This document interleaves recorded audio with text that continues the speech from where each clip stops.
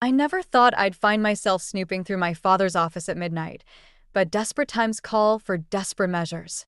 My name is Marin, and until tonight, I believe my father was just a hardworking businessman who built Callaway windows from nothing. Now, I'm not so sure about anything. The letter trembled in my hands as I read it again under the dim desk lamp. The paper was crumpled, as if someone had crushed it in anger before smoothing it out again. The letterhead belonged to Langston Enterprises, and the words made my stomach turn. Final notice. Acquisition terms. Non-negotiable. 48 hours to respond. I heard footsteps in the hallway and quickly switched off the lamp. My heart pounded as I pressed myself against the wall behind the door, clutching the letter to my chest. The footsteps passed, and I let out a shaky breath. Just yesterday, Dad had been acting strange at dinner. Mom kept trying to get him to eat, but he just pushed his food around the plate. When she mentioned the upcoming charity gala, he knocked over his wine glass. I'd never seen him so distracted. "Everything's fine," he'd insisted, mopping up the red wine with his napkin. "Just busy with work." But everything wasn't fine. The letter proved that. Someone named Victor Langston was trying to take over our company, and from the tone of the letter, he wasn't playing nice. My phone buzzed in my pocket, making me jump. It was a text from my best friend Simone. "Did you find anything?" I started typing a response when voices drifted up from downstairs. I crept to the office door and listened. "Eli, be reasonable." The voice was unfamiliar, deep and commanding. "You're only prolonging the inevitable. Get out of my house, Victor." My father's voice shook with anger. "It's midnight, for God's sake. Time is running out, old friend. Think about your family." The threat in those words was unmistakable. I pulled out my phone and started recording, my hands trembling.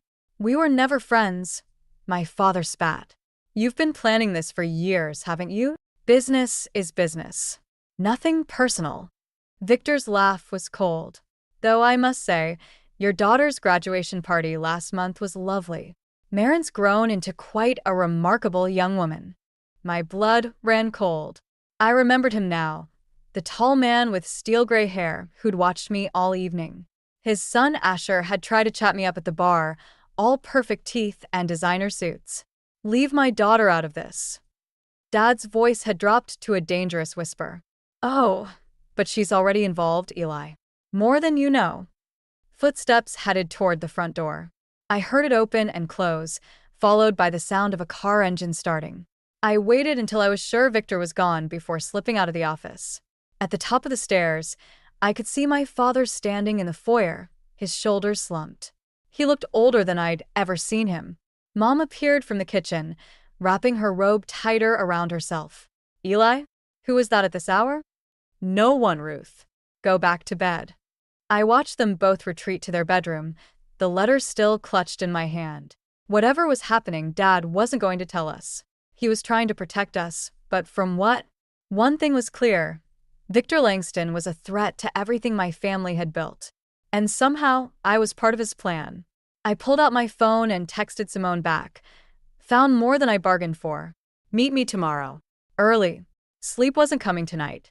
I had 48 hours to figure out how to save my family's company, and I had a feeling Victor Langston wasn't going to make it easy. I met Simone at our usual coffee spot at 7 the next morning, dark circles under my eyes matching hers. She was already waiting with 2 large coffees and a concerned expression. "You look like hell," she said, sliding one cup toward me. "Thanks. You should see the other guy." I pulled out the crumpled letter and handed it to her. As she read, her eyes widened. "Halisit, Naren. This is serious. Have you talked to your dad?" Before I could answer, my phone buzzed. Dad's face appeared on the screen. I showed it to Simone and took a deep breath before answering. "Where are you?" His voice was tight, controlled. "The letter from my office. Did you take it?" "Yes." "No point lying." "Dad, I heard everything last night. Victor Langston. Come to the office. Now." He hung up. Simone raised an eyebrow. "Want me to come with?" "No, but keep your phone on. If I'm not out in an hour, send help." I tried to smile, but it felt more like a grimace. The Callaway Windows headquarters wasn't much, just 3 floors and a modest office building downtown. But it was home. I'd spent countless afternoons doing homework in the break room, learning every employee's name, watching Dad build something real. When I reached his office, I found him standing at the window, hands clasped behind his back. He looked like he hadn't slept either. "Sit down, Marin." I remained standing. "Why didn't you tell me about Victor Langston?" "Because it's not your problem to solve." He turned, his expression softening. "You just graduated. You should be thinking about your future, not. This is my future." I stepped forward, placing the letter on his desk. "Our company, our family's legacy. You can't shut me out of this." "I'm handling it." "Really? Because from what I heard last night, you're running out of time." I leaned forward. "What does he have on you, Dad?" A muscle twitched in his jaw. "You need to stay away from Victor Langston. He's dangerous." "So are we, when someone threatens our family." The words came out fiercer than I intended. Dad's phone rang, making us both jump.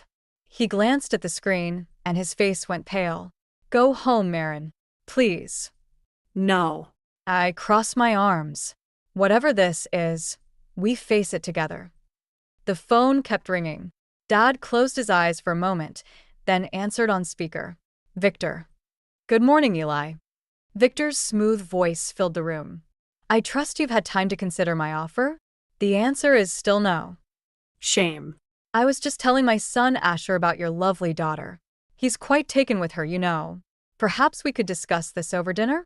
Both families breaking bread together." I felt sick. The way he'd watched me at my graduation party suddenly made horrible sense. Dad's knuckles were white around the phone. "Leave my daughter out of this." "Oh, but she's already involved. Aren't you, Marin?" My blood ran cold. He knew I was here. "In fact," Victor continued, "I can see her right now, standing in your office, wearing that charming blue sweater." Dad and I both turned to the window. Across the street, on the top floor of the glass office building, a figure stood at the window. Even from this distance, I could make out Victor's satisfied smile. 44 hours left, Eli. Tick-tock. The line went dead. Dad slumped into his chair, looking defeated. "Now you see why I wanted to protect you." I stared at Victor's silhouette, still watching us from his perch. Something hot and determined unfurled in my chest.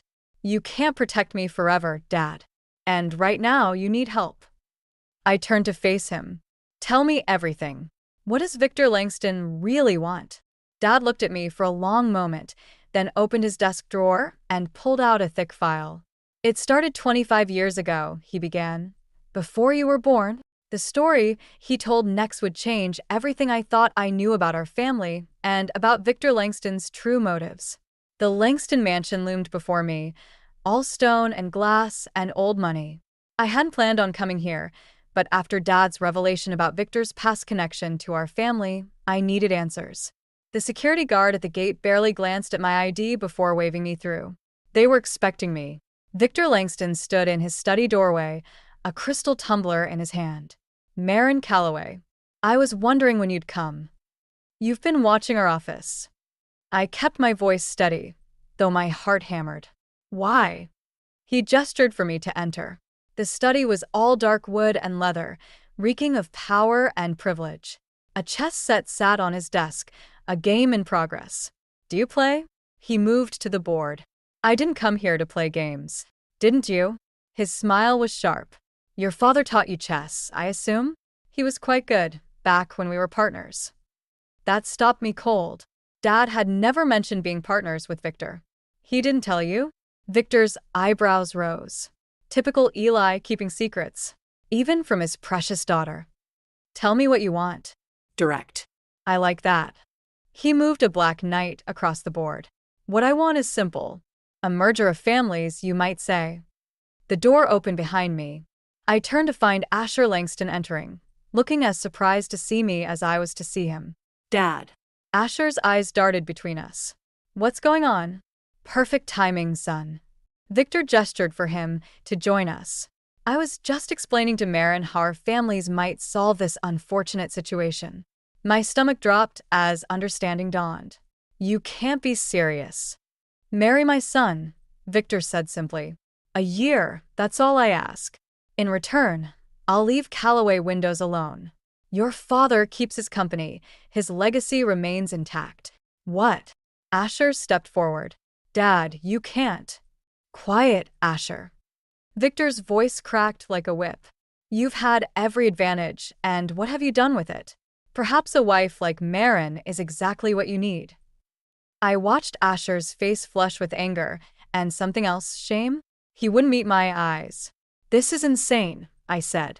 I barely know him. You have 24 hours to decide.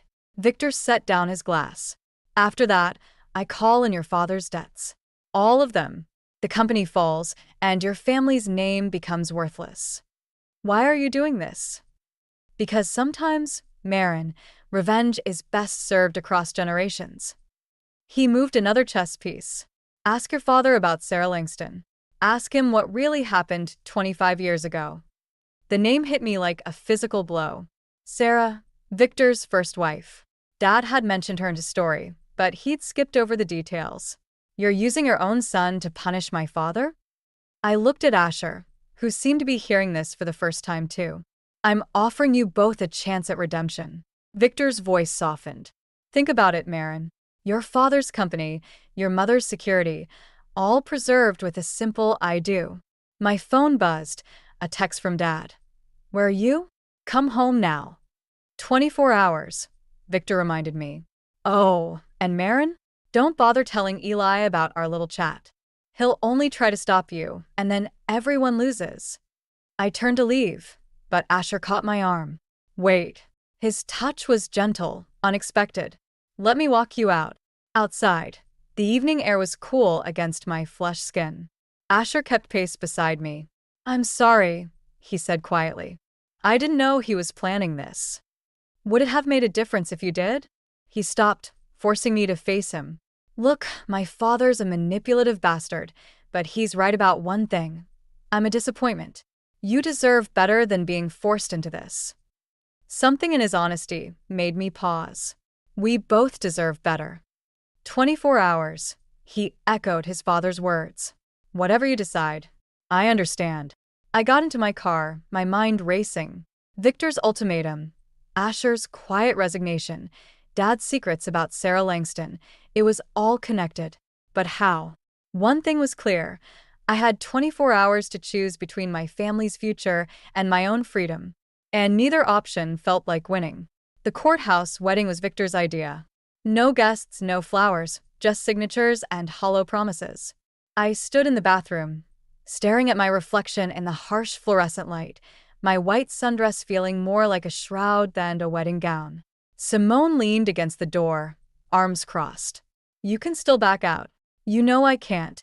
I checked my phone, another missed call from Dad. He still didn't know about the deal I'd made with Victor. How's Mom taking it? She's Confused.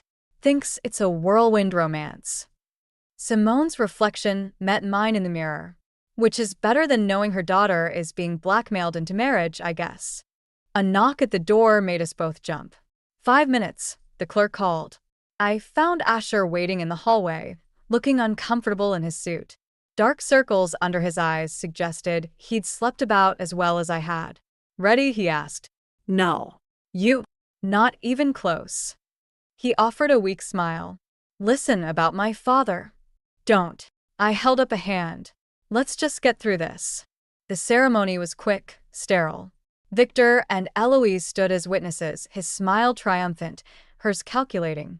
When the judge pronounced us husband and wife, Asher's kiss was gentle, almost apologetic. Congratulations, Victor said afterward, pulling out an envelope. Your wedding present, the signed agreement protecting Callaway Windows. I took it without looking at him. The paper felt heavy, like chains. Now, he continued, about living arrangements. We've got that covered, Asher cut in. His hand found mine, squeezing slightly. The downtown loft. We discussed it yesterday. I kept my face neutral, though this was news to me. Victor's eyes narrowed. Very well. Eloise has planned a small reception at the house. Actually, Asher said, We have other plans. Right, honey? I caught on. Yes. Sorry, but we should really get going. Before Victor could object, Asher was leading me toward the exit. We didn't speak until we were in his car, safely away from the courthouse. Thank you, I said quietly. For what? Saving you from my mother's idea of a reception, or marrying you to save your family's company? Both. Neither. I stared out the window. There isn't really a downtown loft, is there? No. But there's a beach house in Newport that my mother doesn't know about. It's where I go when I need to escape. He glanced at me. We could stay there while we figure this out. Figure what out?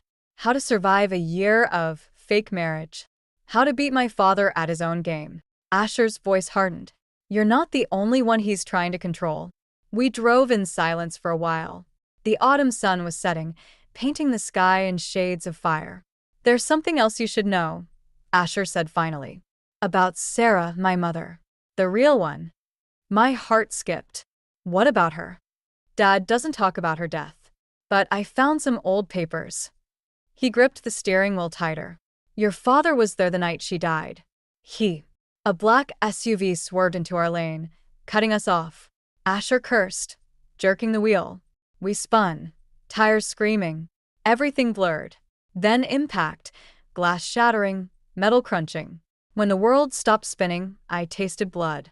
Asher wasn't moving. Through the cracked windshield, I saw the SUV that hit us. The driver's door opened, and a figure stepped out. Not Victor.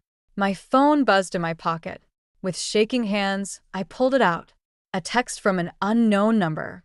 Some secrets should stay buried. Consider this your wedding present. Sirens wailed in the distance. I reached for Asher's hand, finding his pulse weak but steady. Whatever game Victor was playing, whatever secrets lay buried in the past. One thing was clear. This marriage of convenience had just become far more dangerous than either of us imagined. And somewhere in the growing darkness, Sarah Langston's ghost waited with answers that could destroy us all. 3 weeks after the accident, I sat in Callaway Windows' conference room, watching Asher present his ideas for modernizing our production line. His arm was still in a sling, but he moved with purpose, commanding attention from the board members. Even Dad seemed impressed. With these upgrades, Asher concluded, we could increase efficiency by 40%. I caught myself smiling. This wasn't the directionless man I'd married. Something had changed since the crash, since that threatening text message we still hadn't discussed. The board voted unanimously to approve his proposal. As everyone filed out, Dad pulled me aside. You two seem comfortable together. His eyes searched mine. Is there something you're not telling me? Before I could respond, Eloise Langston appeared in the doorway. Marin, dear. Lunch. It wasn't really a question. I followed her to an upscale restaurant, where she ordered wine before menus arrived. You've done well with Asher, she said, studying me over her glass. Victor's, please. I haven't done anything. Don't be modest. 3 weeks of marriage, and suddenly my stepson's showing actual business acumen. Her smile didn't reach her eyes. But there's something you should know about Sarah. My hand froze on my water glass. What about her? She had secrets too. About your father. Eloise's voice dropped. About the night she died. Victor keeps the police report in his safe, along with some interesting photographs. Are you threatening me? Warning you. Victor's playing a longer game than you realize. She pulled out an envelope. These are copies. Consider them a gift from one wife to another. I took the envelope, my fingers trembling slightly. Why are you helping me? Who says I am? Eloise stood, leaving cash for the untouched lunch. Sometimes the cruelest thing you can do is tell someone the truth. Back at the office, I found Asher waiting in my doorway. Everything okay? You look pale. I showed him the envelope. Your stepmother has quite a way with lunch conversation. We spread the contents across my desk. Police reports, photographs, newspaper clippings. Sarah Langston's death had been ruled an accident, a fall from the balcony of Victor's office. But the photos told a different story.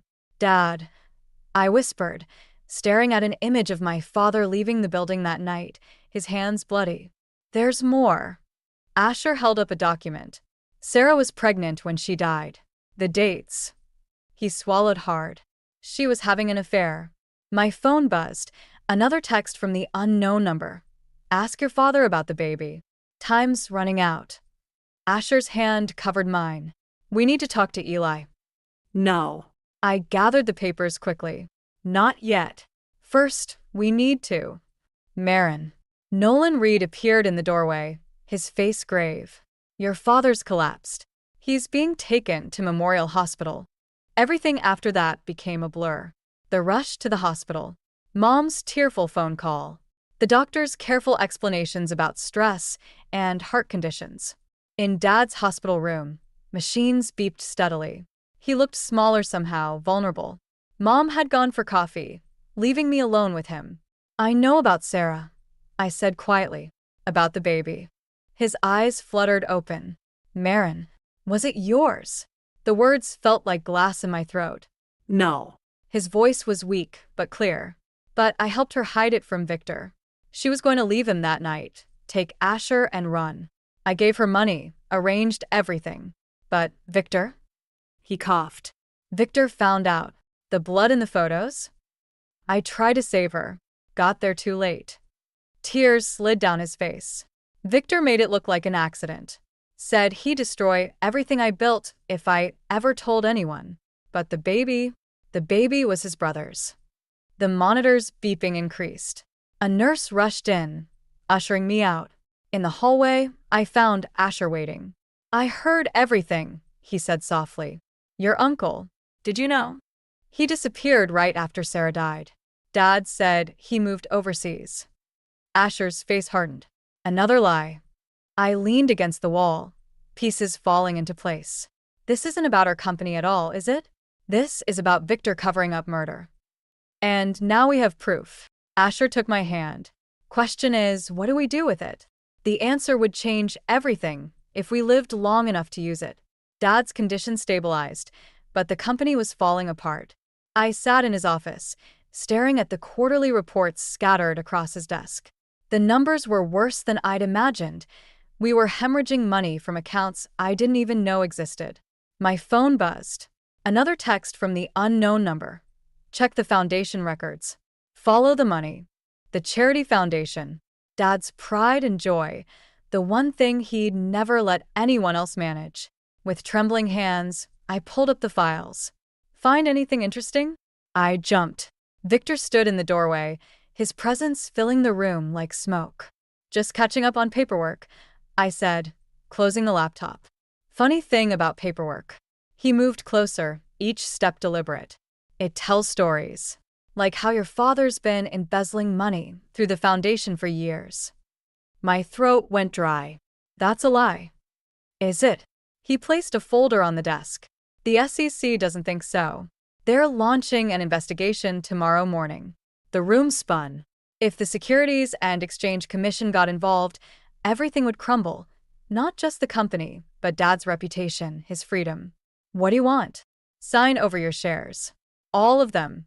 I'll make the investigation disappear. His smile was razor sharp.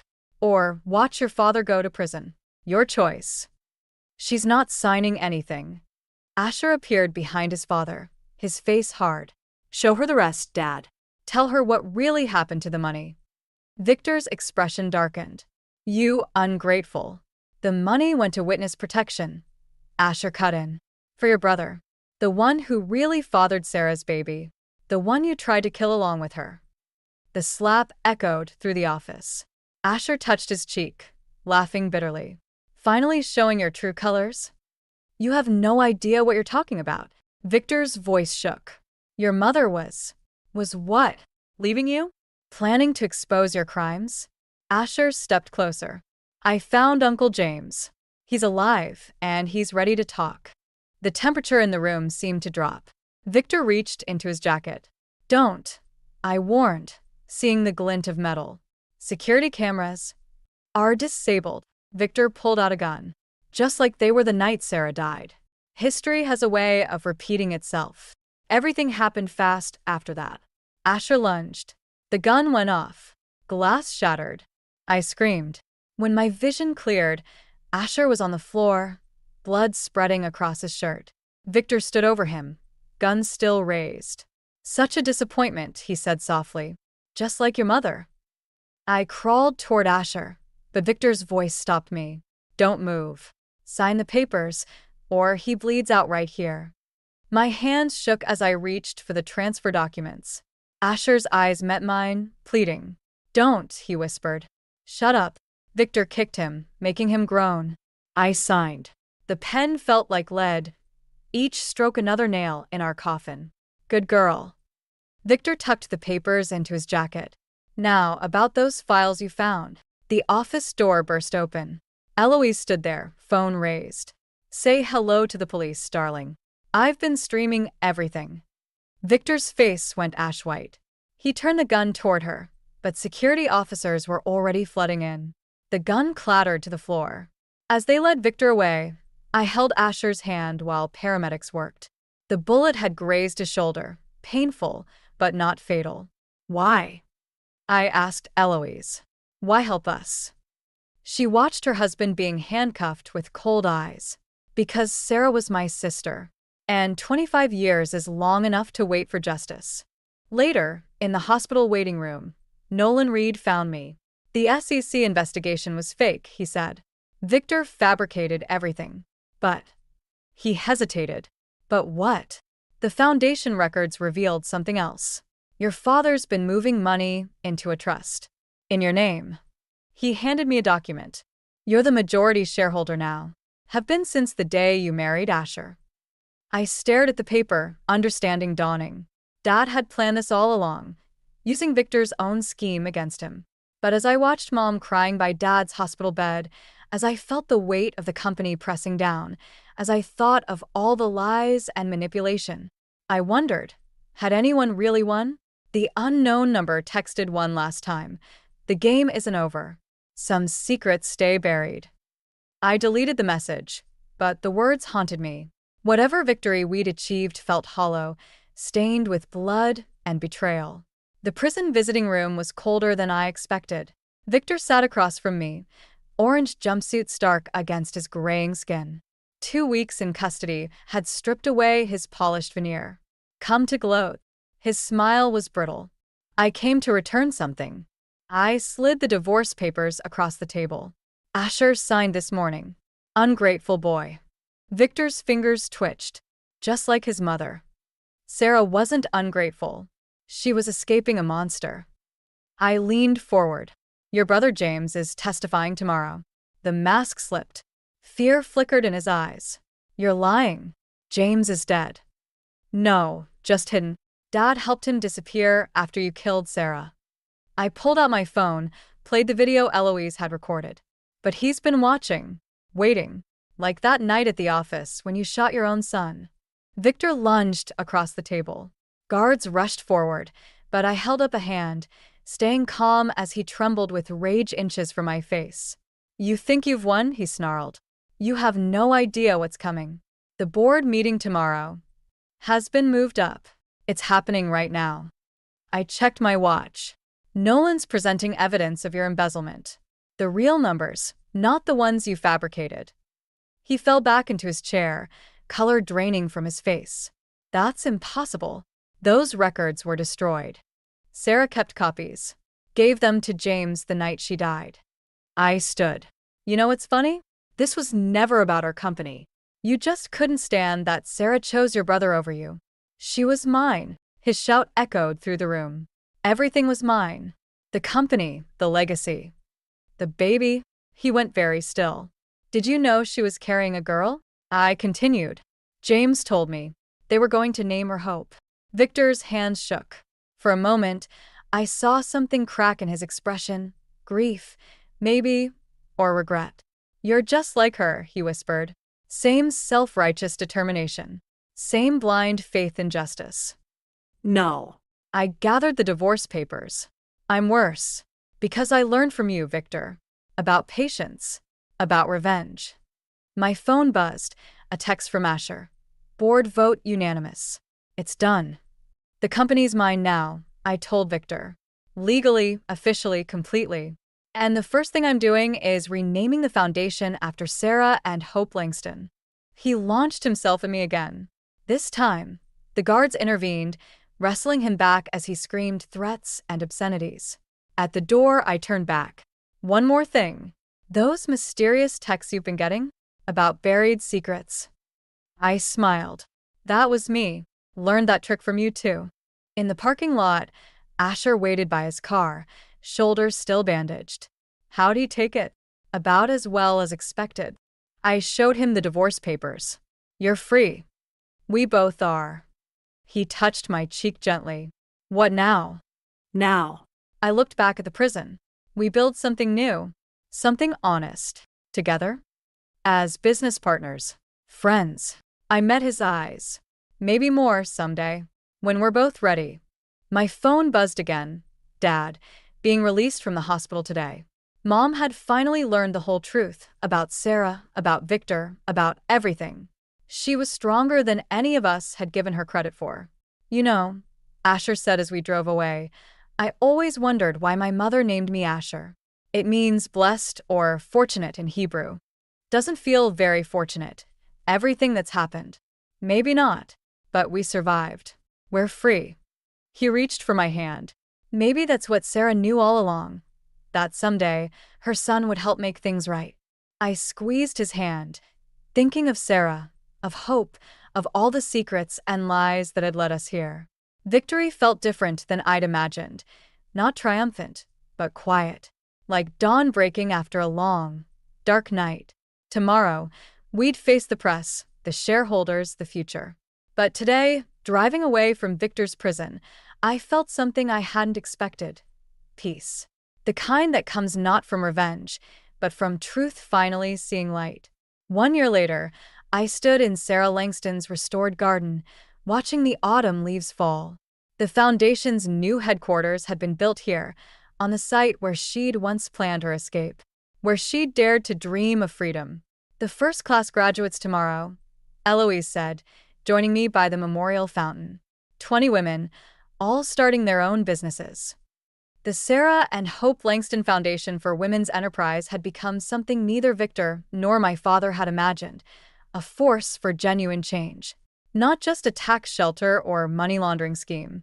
James sent this. Eloise handed me an envelope. From Witness Protection. Inside was a faded photograph, Sarah, young and radiant, holding baby Asher. On the back, she'd written, "Some legacies aren't built of brick and glass." My phone buzzed, Dad, asking about tomorrow's board meeting. He'd recovered well, working part-time as an advisor while I ran the company. Mom had found her voice too, leading support groups for families affected by domestic violence. Marin. Asher appeared at the garden entrance. They're ready for the tour. I followed him inside, where Simone was showing potential donors around. The walls displayed photos of Sarah, articles about Victor's conviction, stories of women rebuilding their lives. Still feels strange, Asher murmured, seeing it all laid bare like this. Strange good or strange bad? Good. He touched a photo of his mother. She would have loved this. Using Victor's money to help people escape situations like hers. We'd found more of Victor's hidden accounts after his conviction. Instead of keeping the money, we'd funneled it all into the foundation. The ultimate revenge, turning his weapon into a shield for others. Have you read it yet? Asher nodded toward my office, where Dad's letter still sat unopened on my desk. He'd given it to me this morning, his hands shaking. I wrote this the day Victor first threatened us, he'd said, when I knew I had to make a choice. Now, in my office, I finally broke the seal. Dearest Marin, by the time you read this, you'll understand why I pushed you toward Victor's orbit. Not just to save our company, but because I saw in you what Sarah had, the strength to break cycles of control and violence. I'm sorry for using you as a piece in this game. Sorry for not trusting you with the truth sooner. But I'm not sorry for believing in your ability to turn manipulation into justice, fear into power. Sarah once told me that true freedom comes not from revenge, but from choosing to build something new from the ashes of what was destroyed. You've built something beautiful, daughter. Something that will last longer than any window or wall. All my love. Dad. I folded the letter as Nolan knocked on my door. Ready? The reporters are here for the announcement. The press conference was brief. Asher and I announced our engagement. For real this time, no contracts or coercion. Just two people who'd found their way through darkness together. Later, at home, I found one last surprise, a letter from Sarah herself, hidden in the Foundation's original paperwork. Her words, written 25 years ago, echoed across time. To whoever finds this, if you're reading these words, then the truth has finally come to light. Remember this. Every prison has a window. Every wall can be transformed into a door. The greatest revenge isn't destroying what hurt you, it's building something beautiful in its place. With hope, Sarah. I looked out my window at the city lights, thinking of all the women who would find their own windows, their own doors. Thinking of Sarah and hope, of Dad's choices, of Victor alone in his cell. Some would call it karma. Others might say justice. But standing there, holding Asher's hand, watching our reflection in the glass, I saw something simpler. The quiet triumph of truth over power, of light over shadow. And in the end, that was the greatest revenge of all.